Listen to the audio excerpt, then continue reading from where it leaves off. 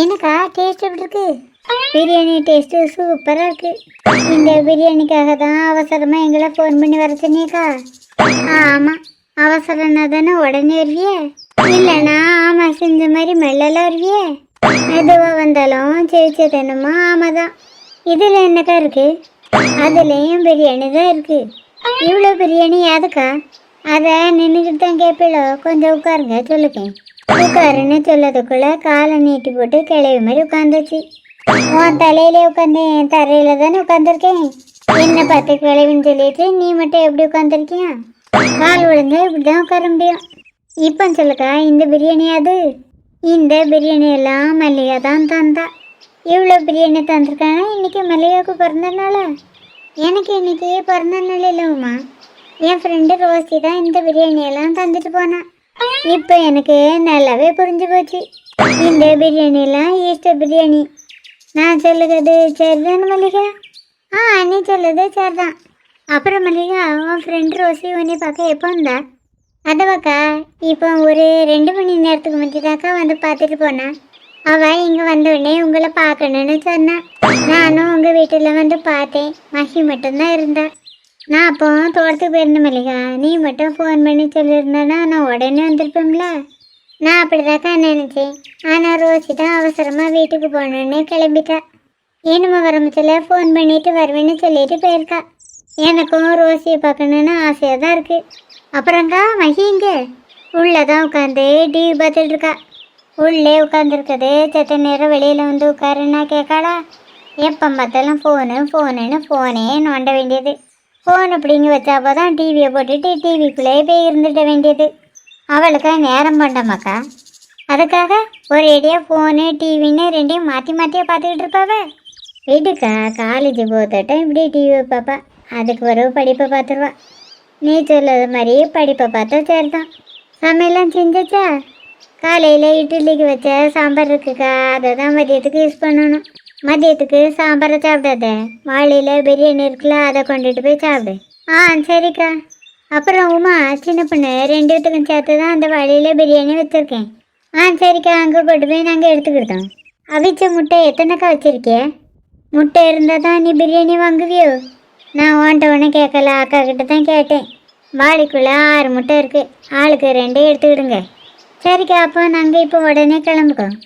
பாத்தியா, நீ சரியான சுயநலவாதி தான். வந்த வேலை முடிஞ்சோடனே கிளம்பியாச்சு. அப்புறம் சின்ன பொண்ணு, மாமியார் நாத்தனார் வீட்டுக்கு போனதா சொன்னிய, வந்தாச்சா? அவையே இன்னைக்கு வரமாட்டாவலாம். ஏன்னோ 2-3 நாள் அங்கே தான் இருப்பாவலாம். அதை இதுக்கு உம்முன்னு சொல்லுங்க, ஹாப்பியாக சொல்ல வேண்டியது தானே. உனக்கு உன் மாமியார் வீட்டில் இல்லாதது சந்தோஷமாக இருக்கான். எனக்கெல்லாம் அப்படி இல்லை. நாத்தனார்னு சொன்னோன்னு தான் எனக்கு ஞாபகத்தில் வருது. நேற்றுக்கு சரோஜங்க வந்தாலாமே? ஆமாம், நேற்றுக்கு வந்தா. சரோஜனை யாருக்கா? அவா மகி அப்பாவோட தங்கச்சி. தங்கச்சியா? அவைகளுக்கு தங்கச்சி கிடையாதுன்னு கேள்விப்பட்டிருக்கேன். அவைகளுக்கு கூட பிறந்த தங்கச்சி இல்லை, சித்திமாவா. தூரத்து தங்கச்சியா? எனக்கு மாதிரி கூட பிறந்த தங்கச்சி இருந்தால் கஷ்டம். இது தூரத்து தங்கச்சி தானே, உங்களுக்கு பிரச்சனை இல்லை.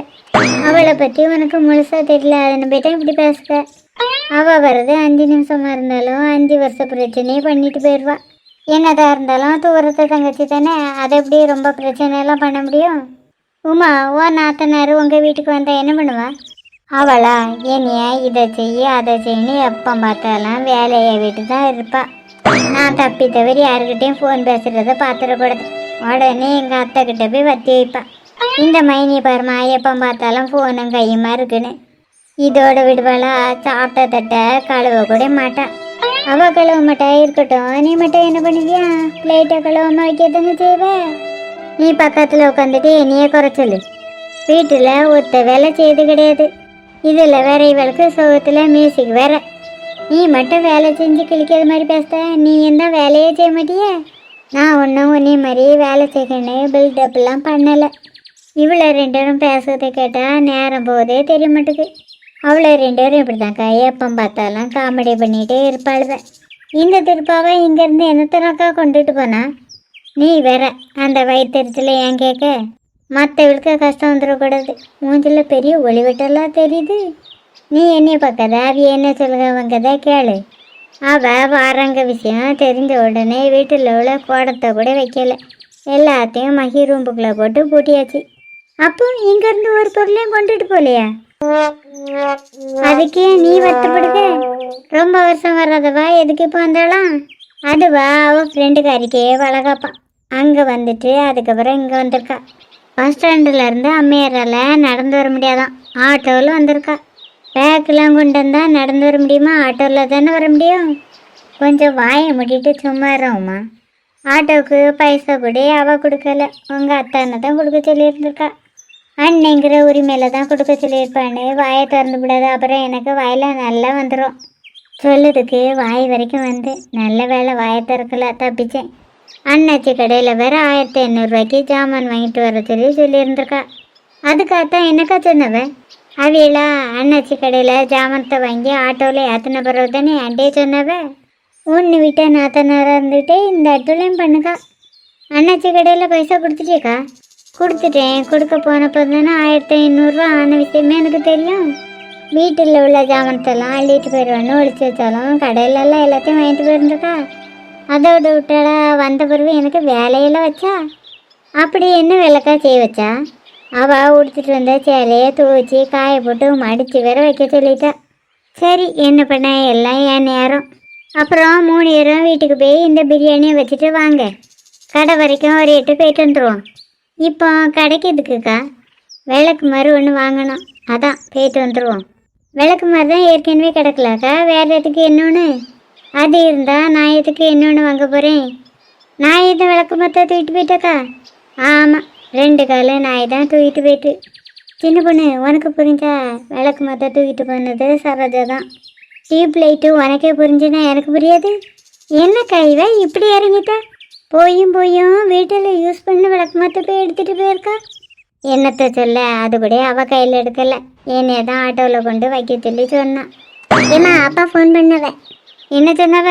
சரோஜாத்தை மறுபடியும் இங்கே வரவலாம். என்னது திரும்ப வராளா? எப்போ வரலாம்? இப்போ உடனே வரதா தான் அப்பா சொன்னவ. நீங்கள் 3 பேரும் வாழையை தூக்கிட்டு இப்போ உடனே இங்கேருந்து கிளம்புங்க. அப்புறம் மல்லிகா, இந்த பிரியாணியெல்லாம் நீ உங்கள் வீட்டில் கொண்டு வச்சிக்க, அப்புறமா நான் வந்து வாங்கிக்கேன். வேண்டாம், நாங்களே அங்கே வந்து சாப்பிடுவோம். என்ன எல்லாரும் என் மூஞ்சியை பார்த்துட்ருக்கேன்? உங்களுக்கு இப்போ பிரியாணி வேணுமா வேண்டாமா?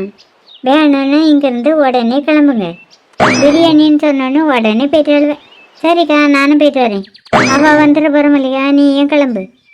சரிக்கா. ஏப்பா ஒரு வேளையை எல்லாத்தையும் அனுப்பி வச்சாச்சு. ஏம்மா இப்போ தட்டில் உள்ள பிரியாணி என்ன பண்ண போறீங்க? அத்தை கறி வர்றதுக்குள்ளே இதில் உள்ளதெல்லாம் நம்ம காலி பண்ணுவோம். எனக்கு வயிறு பசிக்கலாமா, நீங்களே சாப்பிடுங்க. சரி நானே சாப்பிடுக்கேன். இந்த பிரியாணியெல்லாம் பொறுமையாக சாப்பிட்டா தான் நல்லாயிருக்கும். என்ன பண்ண, இந்த சரோஜாவால் அவசரம்னு திங்க வேண்டியதாக இருக்குது.